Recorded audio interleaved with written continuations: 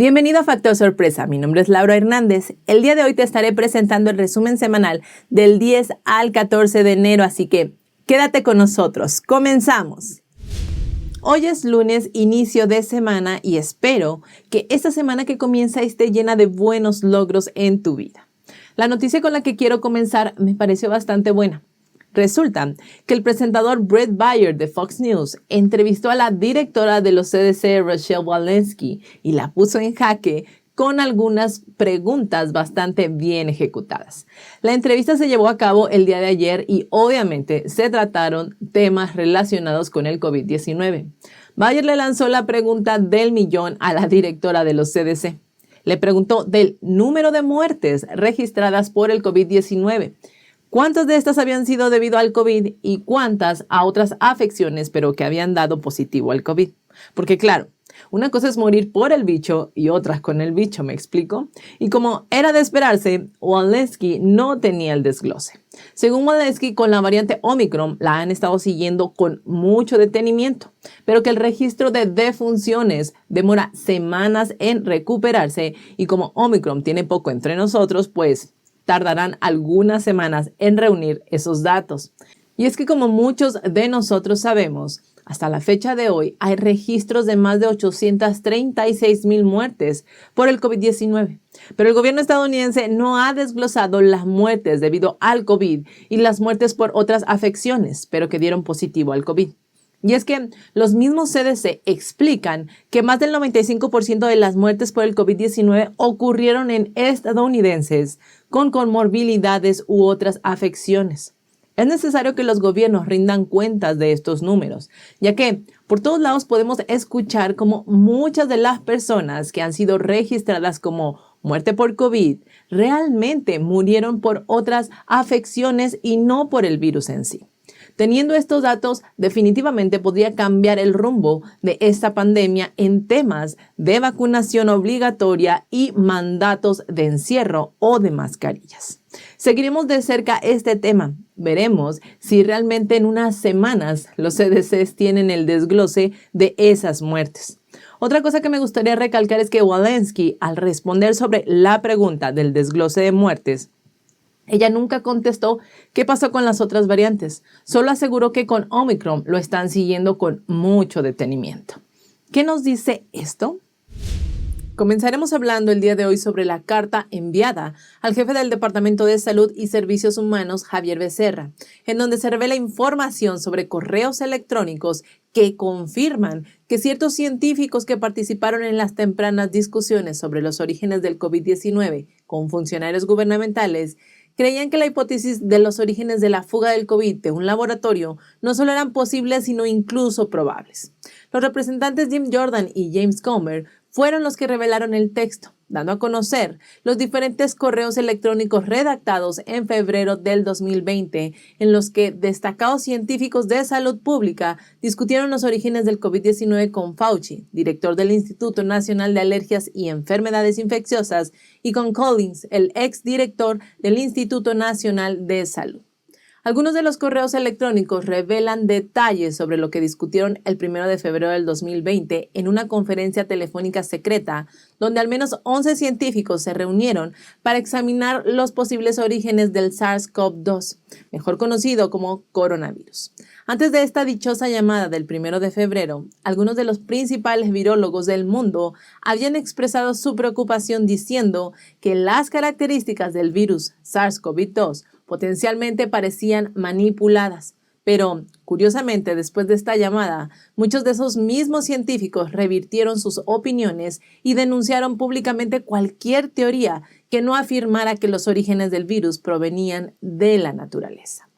Esta información se obtuvo del lote de correos electrónicos que fueron publicados gracias a la solicitud de BuzzFeed News, US Right to Know y otras organizaciones de medios. Así que pudimos ver que copias de estos correos se pusieron a disposición a puerta cerrada para los legisladores.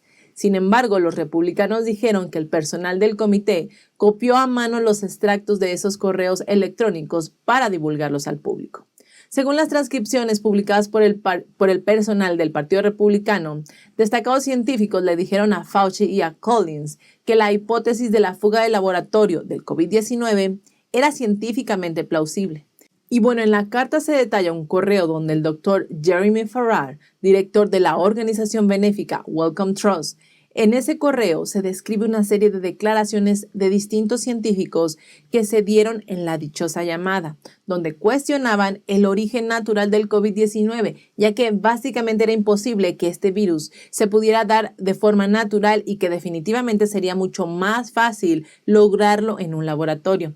Pero independientemente de todos los argumentos de los diferentes científicos, hay datos que afirman que Collins respondió a Farrar, a Fauci y a otros científicos el mismo día de la llamada, diciendo que estaba comenzando a pensar que lo más probable era que el virus tenía un origen natural y que parecía estar de acuerdo con los argumentos presentados por Ron Fouchier, un científico holandés quien también estuvo en la llamada. Él es un famoso autor de un controvertido estudio de ganancia de función, y también con Christian Drosten, el principal experto en COVID-19 de Alemania. De hecho, Fouchier, en un correo electrónico del 2 de febrero, agradeció a los participantes de la conferencia telefónica por tener la reunión y se refirió a la hipótesis de la fuga del laboratorio como una teoría de conspiración y dijo que tendría que estar respaldada por datos sólidos más allá de una duda razonable. El científico holandés también dijo que sería bueno que la posibilidad se discutiera a detalle con expertos, pero que hacerlo distraería innecesariamente a los principales investigadores de sus deberes activos y causarían un daño innecesario a la ciencia en general y a la ciencia china en lo particular. Y bueno, en realidad hay muchísima información de estos correos en donde diferentes científicos dan su punto de vista sobre el virus, alegando que fue manipulado en un laboratorio y también mucha otra información donde confirma cómo Fauci y Collins se encargaron de apagar estas opiniones. Los legisladores que presentaron toda esta información nos dicen que hay dos cosas muy claras que se le advirtieron a Fauci. 1. La posibilidad de que el COVID se filtró del Instituto de Virología de Wuhan y 2. La posibilidad de que el virus haya sido manipulado genéticamente intencionalmente. Y a pesar de que Fauci y sus colegas más cercanos se empeñan en decir que esta es una teoría de conspiración, cada día salen a la luz más datos de que de teoría de conspiración no tiene nada y que al contrario parece que esta información afecta directamente el nombre del señor Fauci. Y bueno, ahora hablemos del PSG. Hace algunos programas les pudimos informar cómo el PSG está pagando a algunos medios de comunicación para difundir su propaganda comunista. ¿Recuerdan? Pues ahora resulta que se está pagando vallas publicitarias digitales en uno de los espacios más codiciados del mundo para promover nada más ni nada menos que productos de Xinjiang. La ciudad, que es bien sabido, abusa y viola los derechos de sus ciudadanos. Y estas vallas publicitarias se encuentran en el corazón de la Gran Manzana, en el Times Square de Nueva York. Esto sucedió en vísperas de Navidad y se da en medio de una creciente protesta mundial por la campaña de represión del régimen comunista chino en esa región. Así que, antes de Navidad, los neoyorquinos pudieron ver en una pantalla gigante de unos 64 pies de alto y 40 pies de ancho un video de Xinhua que se reprodujo repetidamente y que mostraba a Shihesi como una próspera ciudad ecológica. Shihesi es una de las ciudades más grandes de Xinjiang. El anuncio, que duraba 30 segundos, promocionó a Shihesi como un epítome de los esfuerzos del desarrollo ecológico de China. Tal descripción contrasta totalmente con los abusos de derechos humanos del régimen comunista en la región, que incluye la detención de aproximadamente 1 millón de uigures en campamentos donde son sometidos a torturas, trabajos forzados y adoctrinamiento político. Afortunadamente, los Estados Unidos y sus aliados, tras salir a la luz esta situación de violación de derechos humanos en Xinjiang, han promovido un boicot diplomático contra los Juegos Olímpicos de Invierno del 2022 en Beijing. Y bueno, es que es inevitable que la pregunta surja. Si se sabe todo esto, ¿cómo por qué se le permitió anunciar a Xinjiang en pleno corazón de New York? Xinjiang es una ciudad que es bien sabido alberga estos campos de reeducación del Partido Comunista Chino, que no son más que modernos gulags donde los uigures son víctimas de una serie de aberraciones por parte del Partido Comunista Chino. En fin, nuevamente la hipocresía. Algo bueno que sí ha sucedido es que en enero del año pasado, Washington prohibió todas las importaciones de algodón y tomates de la región debido a las preocupaciones sobre el trabajo forzado. En diciembre, Biden asombrosamente promulgó un proyecto de ley que prohibía todas las importaciones de Xinjiang. Y bueno, hay muy pocas probabilidades de que esa campaña de propaganda, porque eso es lo que es, una campaña de propaganda del Partido Comunista Chino, pues que es muy poco probable que rinda frutos, ya que cada vez más hay más personas que saben sobre los abusos del régimen chino contra sus ciudadanos en Xinjiang y en otros lugares. Y bueno, también por temas de los ya próximos Juegos Olímpicos de Invierno de Beijing, según el The Epoch Times, dice que el PSC ha aumentado la represión contra otro grupo que también es perseguido por sus creencias espirituales. Ya les hemos hablado de este grupo antes, se llama Falun Gong, un grupo que practican meditación basándose en los principios de verdad, compasión y tolerancia. Realmente son un grupo de personas muy buenas y nobles. Así que resulta que debido a que el régimen comunista chino está tratando de mantener el orden y una buena imagen, comenzó a reprimir con mayor intensidad a este grupo espiritual, porque obviamente no quiere que mientras estén en la mira de todo el mundo, alguna de esas personas que están siendo víctimas del PSC se pronuncien y todo el mundo por fin confirme el secreto a voces sobre lo que sucede con estos presos de conciencia por parte del malvado régimen comunista en este país. Y bueno, ya hemos cubierto estas persecuciones anteriormente. El PSC no solo persigue a los uigures que son musulmanes, también está el terrible caso de los practicantes de Falun Gong o de los tibetanos o los cristianos. Definitivamente un crimen contra la humanidad. Y bueno, sobre el chiste del comité de investigación del 6 de enero presidido por la señora Pelosi, queremos hablar sobre Jim Jordan y su rechazo para cooperar con este pseudo comité. El representante Jim Jordan rechazó la solicitud del comité para comparecer de forma voluntaria ante el panel y proporcionar a los investigadores información sobre las conversaciones que sostuvo con el expresidente Donald Trump el 6 de enero.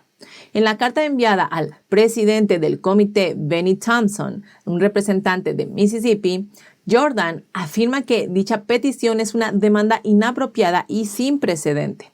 Jordan asegura que el comité no está llevando a cabo una investigación imparcial y objetiva, ya que no ha solicitado públicamente ninguna información de los miembros demócratas. Jordan señaló a Pelosi de no haber hecho nada para garantizar la seguridad del Capitolio antes del ataque.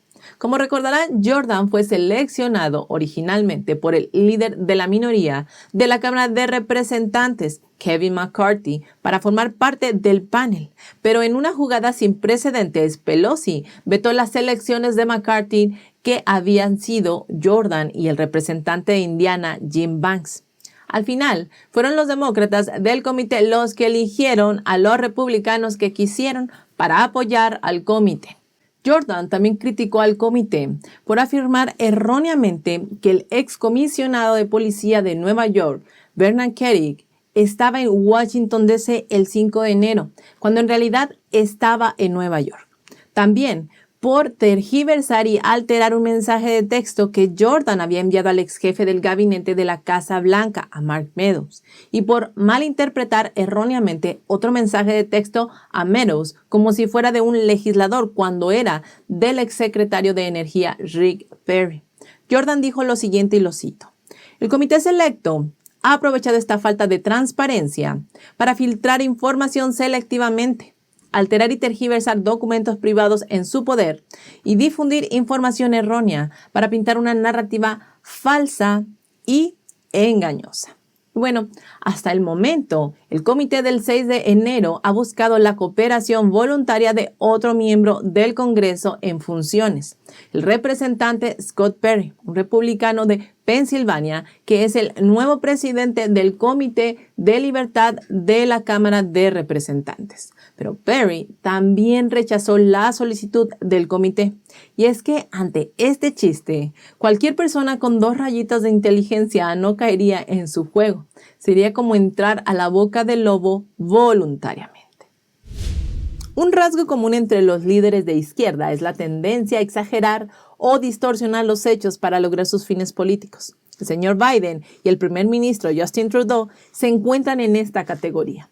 Calumnian a los estadounidenses y canadienses que se oponen a los mandatos de vacunas obligatorias, usándolos como chivos expiatorios del bloqueo que ellos imponen. Por ejemplo, Justin Trudeau, en un programa de entrevistas en Quebec en septiembre del año pasado, calificó a los canadienses no vacunados como extremistas, racistas y misóginos que niegan la ciencia. A pesar de las críticas de lo intenso que se ha vuelto todo esto, donde siguen afirmando falsamente que los no vacunados son los responsables del bloqueo, cuando saben perfectamente que la ciencia ha demostrado que las vacunas no evitan la propagación de la última variante Omicron. Trudeau está haciendo exactamente lo mismo que hizo Hitler antes del Holocausto contra los judíos. Está usando a un segmento completo de la sociedad como chivo expiatorio o incitando al odio. Este es el gran peligro que enfrentamos en el mundo de hoy. No al COVID, sino a la tiranía. Nos amenaza a todos, vacunados y no por igual. Al comentar sobre esto, Rex Murphy, uno de los columnistas más populares de Canadá, dijo que la incitación a la ira por parte de Trudeau contra los antivacunas es típica de buscar chivos expiatorios. A ver, hagamos un repaso. ¿Quién mantuvo abierto el aeropuerto cuando comenzó la pandemia? ¿Quién dijo que sería racista prohibir los vuelos desde la China comunista? ¿Quién ordenó mascarillas de la China comunista? ¿El portavoz de quién dijo que las mascarillas eran ineficaces? ¿El portavoz de quién dijo después que se deben usar mascarillas? ¿Quién dijo estar contra las manifestaciones y luego fue a la protesta de Black Lives Matter?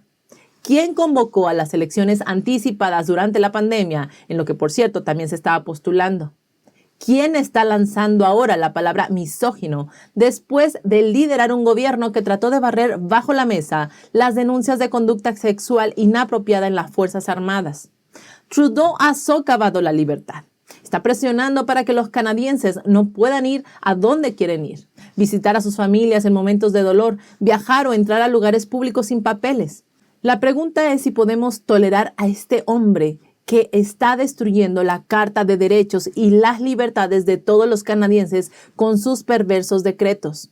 Lo más impresionante es que si alguien se niega a ser vacunado, es la persona más criminal y despreciable. Es el villano antivacunas a los ojos de Justin Trudeau.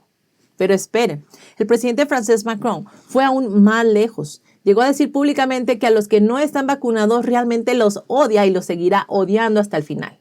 Acusó a los antivacunas de cometer un gran error moral y de que están destruyendo la solidez de un país.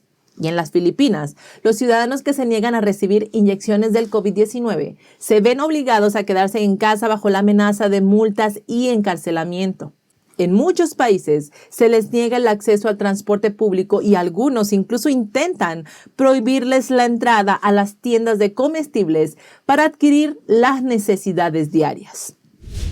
Al cumplirse el primer año de los disturbios en el Capitolio el 6 de enero, la agencia de noticias Xinhua del Partido Comunista Chino, Xinhua Daily Telegraph, People's Daily Online y otros medios de comunicación oficiales del Partido Comunista Chino se enfocaron en atacar la política estadounidense actual y dijeron que los disturbios en el Capitolio han hecho añicos el filtro estadounidense o que la ilusión destrozada de la democracia estadounidense ha conmocionado al mundo y que el 6 de enero fue, de hecho, el día en que la democracia estadounidense colapsó.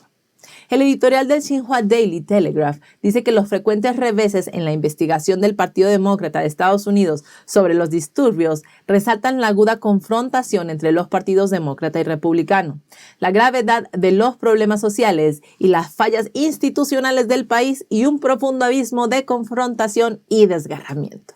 También estos medios dicen que Estados Unidos tiene la tasa más alta de infecciones y muertes por COVID-19. Hágame usted el favor. Según estos medios propagandistas, dicen que los políticos estadounidenses persiguen intereses partidistas, que la retórica anticientífica contra la epidemia prevalece en los Estados Unidos y que el entorno político se ha deteriorado y el público estadounidense se encuentra en un estado de frustración e impotencia. Por el contrario, el 7 de enero, el presidente de Kazajstán, Nazarbayev, autorizó públicamente a las fuerzas de seguridad disparar sin previo aviso en respuesta a las acciones antigubernamentales en el país. Y claro, tenemos una buena noticia. Se suponía que el mandato del presidente Biden, que exige vacunas para las empresas con 100 o más empleados, entraría en vigencia este lunes. Pero ayer, la Corte Suprema escuchó una moción de emergencia para bloquearlo. El Congreso nunca aprobó una ley de vacunación obligatoria y, de hecho, no podría aprobar tal ley. Entonces, ¿de dónde obtiene el señor Biden la autoridad para reclamar este mandato? El Departamento de Justicia del señor Biden dice que el Congreso ha otorgado a la Administración de Seguridad y Salud Ocupacional, el OSHA, amplia autoridad para proteger la seguridad de los trabajadores, incluida la autoridad para exigir que los trabajadores se vacunen. Según la ley, OSHA es responsable de garantizar la seguridad y la salud de los trabajadores mediante el desarrollo de métodos, tecnologías y enfoques innovadores para abordar los problemas de seguridad y salud ocupacional. Con este fin, el Congreso autorizó al secretario del Trabajo a establecer normas obligatorias de seguridad y salud ocupacional aplicables a las empresas que afecten el comercio interestatal. Este es un estatuto vago y de redacción amplia. Por su parte, Biden simplemente argumenta que está ejerciendo la autoridad que le otorga el estatuto del Congreso. De hecho, hubiera sido mejor para la administración del señor Biden no divulgar información que hubiera debilitado los argumentos legales de su acción para que pudiera argumentar que simplemente estaba cumpliendo la voluntad del Congreso. Pero desafortunadamente, poco después del discurso de Biden anunciando el mandato de vacunas, su jefe del gabinete, Ron Klain, retuiteó los comentarios de un presentador de noticias de que OSHA estaba implementando este mandato de vacunas como una regla de seguridad de emergencia en el lugar de trabajo y era la solución definitiva para el requisito del gobierno federal de obtener la vacuna. Esto es claramente un gran error. Durante los argumentos orales, el presidente del Tribunal Supremo, John Roberts, hizo referencia específica a los efectos negativos de este tuit. Preguntó a los abogados de la administración del señor Biden qué significa la solución alternativa de la administración de Biden. Si el tuit de Klain le costó a la administración de Biden la confianza del juez Roberts, en definitiva, fue un error muy costoso. Durante los argumentos orales, la jueza Amy Coney Barrett planteó dudas sobre por qué el mandato se aplicaba a las ocupaciones al aire libre de bajo riesgo, como la gestión de terrenos y el trabajo de interiores de mayor riesgo. Por su parte, el juez Gorsuch habló extensamente sobre la doctrina de las cuestiones principales, que establece que los tribunales deben dar menos margen de maniobra a las agencias gubernamentales cuando sus decisiones pueden tener un amplio impacto en la economía. Aparte de los 3 jueces liberales, hubo pocos defensores del mandato de vacunación. El caso dependía de si la administración Biden estaba implementando una ley federal aprobada por el Congreso o actuando de manera inconstitucional por su cuenta. Al describir su política como una solución alternativa, la administración Biden se está cortando solo el cuello. Hacemos una breve pausa para invitarte a darle me gusta a la emisión de hoy y suscribirte a nuestro canal en caso de que aún no lo hayas hecho. Tu apoyo impulsa mucho a nuestro proyecto. También te invito a compartir nuestro contenido con familia, amigos y en redes sociales, ya que esto impulsa mucho al canal y lo hace más visible a más personas, porque cuando compartes, obligas al algoritmo de YouTube a acercar la verdad a un mayor público. Por tu apoyo, muchísimas gracias. Continuamos con el resumen. Y escuchen esto. The Examiner nos informó que el Partido Comunista Chino ha dado a conocer un plan de acción para la cooperación con países latinoamericanos que equivale a un plan integral para influir en la región y amenazar los intereses de los Estados Unidos. Según el artículo, el profesor de investigación del Army War College, Evan Ellis, exmiembro del personal de planificación de políticas del Departamento de Estado, dijo que el PSC no dice queremos apoderarnos de América Latina, pero claramente estableció una estrategia de participación multidimensional que de tener éxito expandiría significativamente su influencia y generaría enormes preocupaciones de inteligencia para los Estados Unidos. Estas ambiciones fueron descritas luego de una cumbre con la Comunidad de América Latina y el Caribe. Y escuchen esto, el foro intergubernamental se lanzó en el 2011 por ni más ni menos que el finado presidente venezolano Hugo Chávez. Según datos, afirman que Chávez quería un lugar para rivalizar con la Organización de los Estados Americanos y desafiar la influencia de los Estados Unidos, una plataforma que reuniera una coalición de líderes y autoritarios de izquierda afines a los intereses de Beijing. Y es que se puede ver cómo el PSG está aprovechando las fallas ideológicas que se viven en América Latina. De hecho, se pudo constatar a principios de este mes, cuando el presidente de Nicaragua, Daniel Ortega, tras ser reprendido por la Asamblea General de la Organización de los Estados Americanos, la OEA, debido a que las elecciones en Nicaragua no fueron libres, justas o transparentes y no tienen democracia y legitimidad. Así que el mandatario nicaragüense optó por cerrar la embajada de Taiwán con toda la intención de tener a favor una nueva relación con Beijing. El senador Marco Rubio, quien también lidera el lado republicano del Subcomité de Relaciones Exteriores del Senado para el Hemisferio Occidental, dijo lo siguiente: el régimen de Ortega Murillo ve al PSG como un mejor aliado ideológico que Estados Unidos, porque la larga lista de crímenes y violaciones de derechos humanos de Ortega no son de interés para el régimen genocida de Beijing.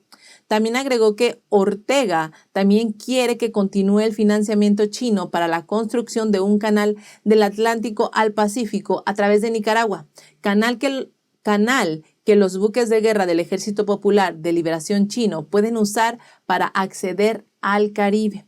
Y bueno, luego, por su parte, el ministro de Relaciones Exteriores de Nicaragua, Denis Moncada, expresó su interés, según medios estatales chinos, en unirse a la iniciativa de la Franja y la Ruta de China, la inversión en infraestructura en el extranjero que los funcionarios estadounidenses consideran un esquema de préstamos depredadores para comprar un imperio. Así vemos cómo el gigante asiático cada día se cuela sin darnos cuenta en la América Latina. Ya lo vimos con Perú o Chile o Venezuela. Cada vez más países caen ante la seducción de este demonio rojo, sin saber que estos favores no serán gratis y el peaje será bastante caro. Y bueno, para finalizar, les contamos que Ted Cruz se mostró realmente molesto tras ser cuestionado sobre el uso de las mascarillas.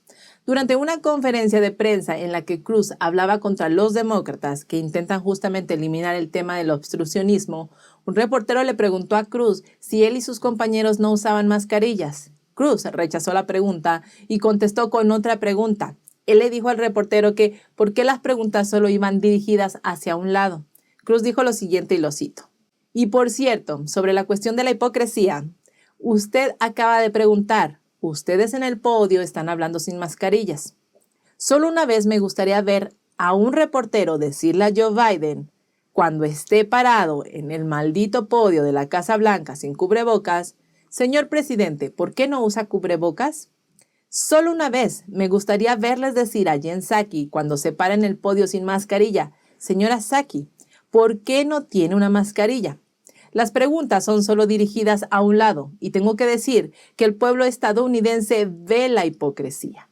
Mientras contaba todo esto, Cruz golpeó con las manos el podio para causar efecto. Y es que en eso Cruz tiene la razón. Los grandes medios normalmente inclinan su balanza hacia la izquierda, intentando a toda costa obtener de la derecha las peores impresiones. Pero cada vez el truco les está dejando de funcionar. Cada día los estadounidenses están tomando conciencia de lo desviada que es la narrativa de estos grandes medios de comunicación y están dejando de creer en ellos. Según Cruz, el pueblo estadounidense debería poder ejercer su propia libertad y tomar sus propias decisiones, refiriéndose por supuesto a los locos mandatos de mascarillas y vacunación. El senador ha declarado desde abril de 2021 que dejó de usar mascarillas después de haber sido vacunado contra el COVID y pues como era de esperarse, los reporteros de la izquierda lo han criticado repetidamente por negarse a usar una mascarilla durante los eventos de la prensa. Pero en un episodio más de la hipocresía, ya lo dijo Cruz, solo cuestionan a quién les conviene y con otros se hacen de la vista gorda. Según declaraciones de la misma Pelosi, este sería su último año como presidenta de la Cámara de Representantes, o al menos es lo que ha dejado entrever y lo que prometió en el 2018, cuando dijo que este sería su último mandato. Y aunque algunos dicen que de ser así, el hueco que dejaría la señora Pelosi sería muy difícil de llenar, y no les voy a mentir, creo que estoy un tanto de acuerdo con estas declaraciones, ya que un personaje como la señora Pelosi sí ocupa un espacio muy grande, pero no precisamente por sus obras buenas. Pero igual, no cantemos victoria, la retirada de Pelosi aún está por verse, ya que, aunque lo había prometido, hasta el momento no ha querido compartir sus planes con respecto a este tema. Lo que sí es cierto es que sus posibles reemplazos ya están haciendo fila y ya hay varias especulaciones de quién podría ocupar ese cargo. Entre los que se especula que podrían reemplazar a la señora Pelosi incluyen a los miembros del equipo de liderazgo, al líder de la mayoría Steny Hoyer de Maryland y el látigo de la mayoría James Clyburn de Carolina del Sur. El roll call dijo que Pelosi hizo un trato con los demócratas inquietos en el 2018. Ella les prometió que no continuaría como la principal líder demócrata de la Cámara después del 2022. Como parte de este trato, varios demócratas que estaban en contra de ella en ese momento acordaron abandonar la oposición a su candidatura. Y bueno, aunque Pelosi ha confirmado el acuerdo, se ha negado a decir si lo cumplirá, lo que ha despertado teorías de que no entregará el poder. No me sorprendería. Y bueno, aunque hay algunos que dicen que hablar de la salida política de Pelosi es prematuro, ya que no hay nadie que haga mejor las cosas en el complicado mundo intrincado de la política del Congreso. Y es que, obviamente, Pelosi siempre supo crear alianzas y hay muchos de sus compañeros que le son fieles, como la demócrata Norma Torres de California, que dijo que no ve quién pueda reemplazar a Pelosi, que no imagina a nadie en este momento. Entre los nombres que se escuchan y que potencialmente podrían reemplazar a la señora Pelosi se encuentran, por ejemplo, el representante Debbie Cicilline de Rhode Island o la presidenta del caucus progresista del Congreso, Pramila Jayapal de Washington. También está el presidente del Comité de Inteligencia de la Cámara de Representantes, Adam Schiff de California. Pero bueno, coincidimos en que es muy prematuro pensar que la señora esté dispuesta a soltar su poder. Lo que sí es que en el ambiente ya hay una sensación de cambio, ya que al menos 26 demócratas planean jubilarse. Demócratas que han estado en el poder por varios años y que son leales a Pelosi, algo que quizá los reemplazos de estos no compartirían. Así que ya veremos si la señora Pelosi cumple su promesa y, de ser el caso, ¿quién sería su reemplazo? Lo que sí podríamos pensar es que las elecciones de mitad de periodo que auguran victorias sólidas para los republicanos podrían ser el pretexto perfecto para que muchos demócratas con años en el poder aprovechen para retirarse del escenario político. Y bueno, McCarthy se suman los republicanos que rechazan la solicitud para una entrevista, obviamente a puerta cerrada, por parte del pseudo comité del 6 de enero. El líder de la minoría de la Cámara dijo que, como representante y líder del partido minoritario, no tiene ningún tipo de remordimiento de no participar en lo que él llamó abuso de poder del comité del 6 de enero. Comité que, según McCarthy, mancha a su institución en el presente y la dañará en el futuro. McCarthy fue llamado a una entrevista voluntaria por parte del comité selecto de la Cámara que investiga el ataque del 6 de enero en el Capitolio. Benny Thompson fue quien escribió la carta y preside el comité. Lo que buscan con estas entrevistas es recopilar información sobre la comunicación que sostuvieron ese día con el ex jefe del gabinete de la Casa Blanca, Mark Meadows, y obtener información de qué era lo que tenía en mente el presidente Trump antes del motín. Por su parte, McCarthy señala que el comité no está realizando una investigación legítima, debido a que Pelosi, quien creó dicho comité, tomó la acción sin precedentes de rechazar a los miembros republicanos que McCarthy había nombrado para servir en el comité. Así que por esto no cumple ningún propósito legislativo, acusando que el único objetivo del comité es intentar dañar a sus oponentes políticos. Cierro esta nota con el tuit que dejó Scott Perry, miembro de la Cámara de Representantes de los Estados Unidos, quien también fue llamado por el comité del 6 de enero, y la verdad es digno de mención. Tengo un inmenso respeto por nuestra Constitución, el Estado de Derecho y los estadounidenses a los que represento, que saben que esta entidad es ilegítima y no está debidamente constituida según las reglas de la Cámara de Representantes de los Estados Unidos. Rechazo la solicitud de esta entidad y continuaré luchando contra los fracasos de la izquierda radical que buscan desesperadamente distraerse de sus viles fracasos como la aplastante inflación, una rendición humillante en Afganistán y la horrenda crisis que crearon en nuestra frontera. Para terminar, quiero compartirles una muy buena noticia. Más de 10 organizaciones civiles están convocando a un paro nacional en Cuba para el 28 de enero para detener el terrorismo de Estado y pedir un cambio de sistema, a la par de exigir la libertad de los prisioneros cubanos del 11 de julio y del 15 de noviembre. Las organizaciones que convocan son de distintos países del mundo y en su mensaje invitan a todo cubano que desee la libertad a una huelga general de brazos caídos. Según su comunicado, la huelga dará inicio el 28 de enero del 2022, siendo como ellos lo describen, el mejor homenaje a Martí. José Martí fue un héroe en su país que luchó por impulsar la revolución democrática y popular hacia la independencia de Cuba, y este libertador nació justamente el 28 de enero. Según el comunicado, la huelga se prolongará hasta que se hayan cumplido todos los objetivos, ya que según ellos, y la verdad es que todos nosotros apoyamos esta moción, el pueblo cubano merece vivir con dignidad. Ninguna persona debería ser acosada, perseguida o encarcelada por su manera de pensar. También se puede leer en el comunicado que, y lo voy a citar textualmente, ningún trabajador debe ser obligado a pagar en una moneda diferente a la que percibe por su trabajo, ni vivir en la miseria y la desesperanza.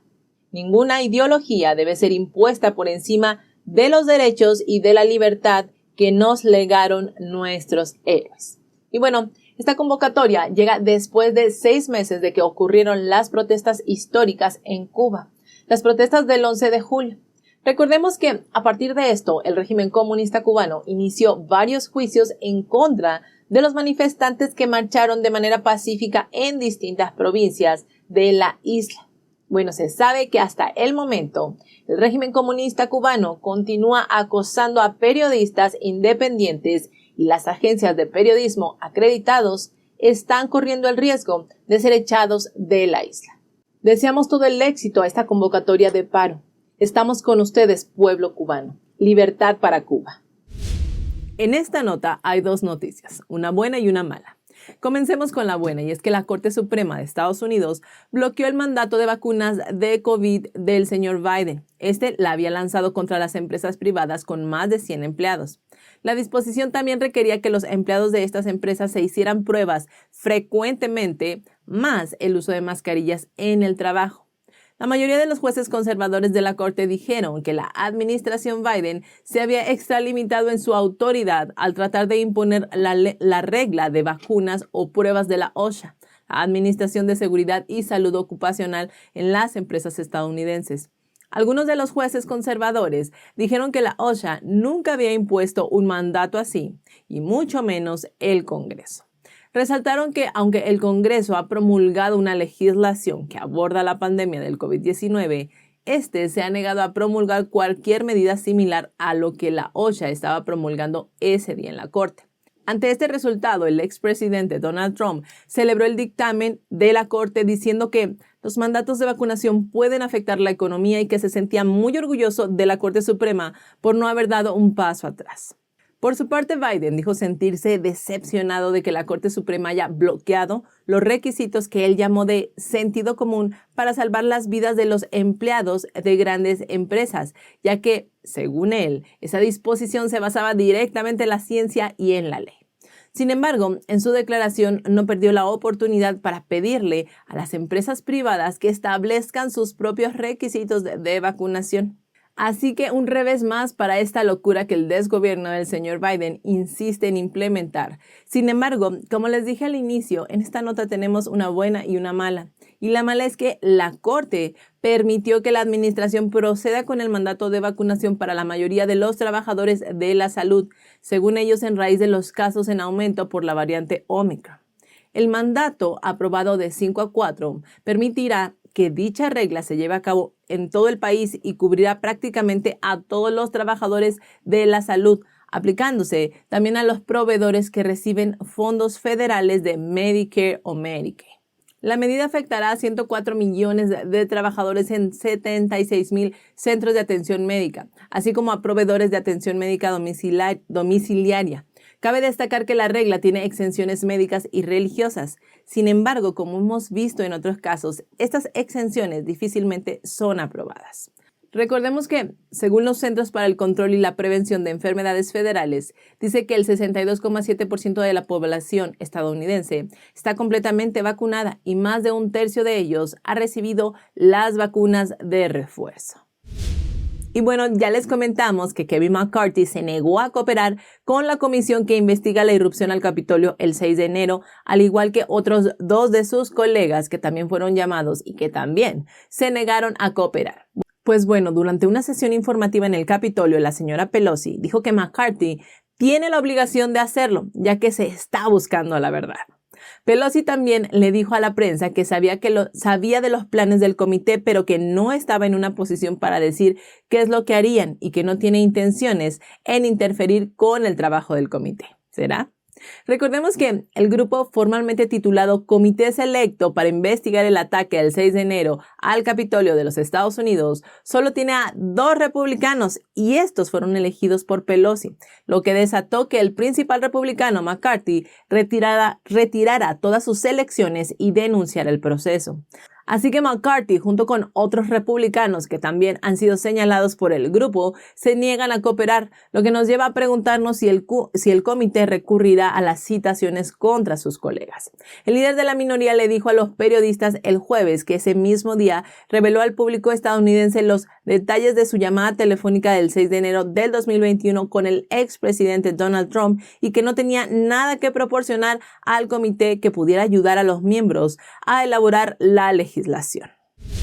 Sabemos que para el 28 de enero se aproxima un paro en la isla cubana, convocada por varias organizaciones alrededor de todo el mundo. Pues les informamos que ayer la ONG Human Rights Watch, la HRW, denunció que el régimen comunista cubano sigue reprimiendo y castigando básicamente todo tipo de disidencia y crítica pública. La ONG tiene el registro de más de 1,000 detenciones de manifestantes, en su mayoría pacíficos, arrestos sistemáticos y arbitrarios de activistas, artistas y periodistas con motivación intimidatoria, al igual que los domicilios de los disidentes que han sido sitiados. La HRW está denunciando la detención de varios disidentes, pero en especial el caso del opositor José Daniel Ferrer, quien es líder de la Unión Patriótica Cubana, un partido considerado ilegal en Cuba. Bueno, pues él fue detenido el 11 de julio cuando se dirigía a la manifestación y en agosto fue condenado a 4 años de cárcel, ya que el tribunal consideró que no respetaba las leyes ni tenía una actitud honesta frente al trabajo. Estos motivos fueron suficientes para ir a prisión, ya que Ferrer había tenido una condena previa por asalto. La ONG también critica el tema de la prensa independiente que está prohibida en la isla, así como el derecho a la información, a la libertad de prensa y expresión. También señala que los periodistas, los blogueros, influencers de las redes sociales, artistas y académicos que publican informaciones consideradas críticas con el régimen son sometidos de forma rutinaria a amenazas, violencia, campañas de descrédito, restricciones de movimiento, cortes de internet, ciberacoso, registro en domicilios y oficinas, confiscación del material de trabajo y arrestos arbitrarios. Pero, ¿qué se podía esperar de un sistema totalitario como lo es el comunismo, cierto? Estaremos muy de cerca para ver el avance de este suceso histórico. El pueblo de Cuba está despertando y tiene ganas de gritar libertad. Y bueno, con esta nota llegamos al final de la emisión de hoy. Muchísimas gracias por quedarte hasta aquí. No olvides sumarte a nuestra sala de chat en Telegram y seguirnos por YouMaker si es que aún no lo haces, la plataforma libre de censura. Te dejaremos los links en la cajita de descripción a la par del link de donaciones. Por tu tiempo, por tu atención, muchísimas gracias. Que tengas un excelente fin de semana. Hasta la próxima.